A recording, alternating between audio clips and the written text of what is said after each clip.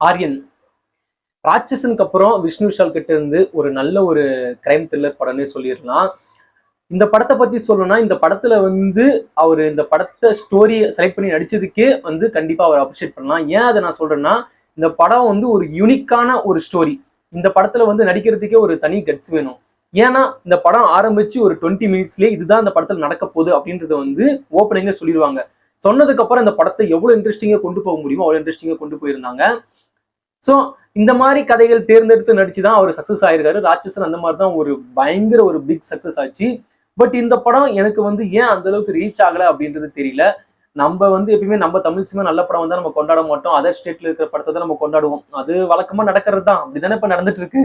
இந்த படத்தோட ஸ்டோரி பத்தி பார்த்தோம்னா, இந்த படத்தோட ஓப்பனிங்லேயே வந்து ஒரு டிவி ஷோ நடக்குது. அந்த டிவி ஷோ வந்து ஹைஜாக் பண்றாரு செல்வராகவன். அவர் எதுக்காக அதை ஹைஜாக் பண்றாருன்னு தெரியாது. ஆனா அவர் வந்து அந்த போலீஸ் கிட்ட வந்து ஓப்பன் சேலஞ்ச் பண்ணுவாரு.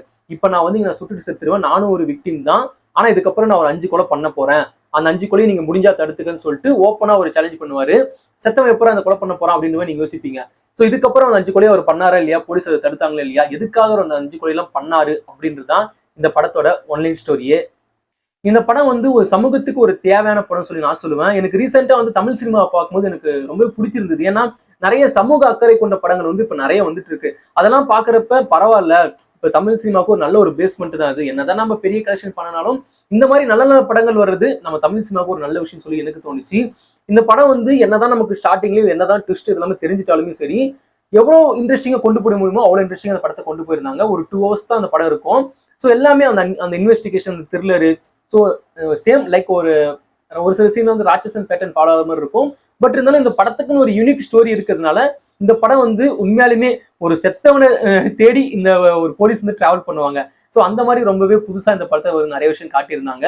ஸோ கிளைமேக்ஸ் ஒரு ட்விஸ்ட் இருக்கு. அந்த ட்விஸ்ட் ரிவீல் பண்ணா அந்த அளவுக்கு கரெக்டா இருக்காது. பட் அந்த ட்விஸ்ட் தான் அந்த படத்துக்கு ஒரு மெயினான விஷயம். நல்ல ஒரு சமூகத்துக்கு ஒரு நல்ல ஒரு கருத்து சொல்ற ஒரு விஷயமா அந்த படத்தை முடிச்சிருக்காங்க. ஸோ எனக்கு தெரிஞ்சு இந்த படத்தெல்லாம் வந்து நம்ம செலிப்ரேட் பண்ணணும். இந்த மாதிரி படத்தெல்லாம் நம்ம இப்போ விட்டுட்டு அப்புறம் ஓடிடியில் வந்ததுக்கப்புறம் நம்ம ப்ரைஸ் பண்ணுவோம், நம்ம கொண்டாடுவோம். ஸோ அதெல்லாம் பண்ணாதீங்க. இந்த படம் வந்து கண்டிப்பாக ஒரு நல்ல ஒரு படம். விஷ்ணு விஷாலுக்கு வந்து அகைன் வந்து ஒரு வாழ்த்துக்கள். இந்த மாதிரி படம் வந்து நீங்கள் நிறையா தேர்ந்தெடுத்து நடிங்க. நிறைய டேரக்டருக்கு சான்ஸ் கொடுங்க. ஏன்னா இந்த மாதிரி படங்கள்லாம் வந்து நிறைய வரணும். யூனிக் ஸ்டோரி இது மாதிரிலாம் வந்து வெளியே வரணும். ஸோ அதுதான் நான் சொல்ல வந்தது. கண்டிப்பாக இந்த படம் வந்து ஒரு ஒர்த்தான ஒரு படம். நல்ல சமூக அக்கறை கொண்ட ஒரு படம். கண்டிப்பாக இந்த படத்தை நம்ம தியேட்டர்லேயே பார்க்கலாம். ஓகே பாய் ஃப்ரெண்ட்ஸ், வேற ஒரு சூப்பரான வீடியோல ரிவ்யூல பார்க்கலாம். Love you all. மறக்காம சர்ப்ரைஸ் பண்ணுங்க. தேங்க்யூ.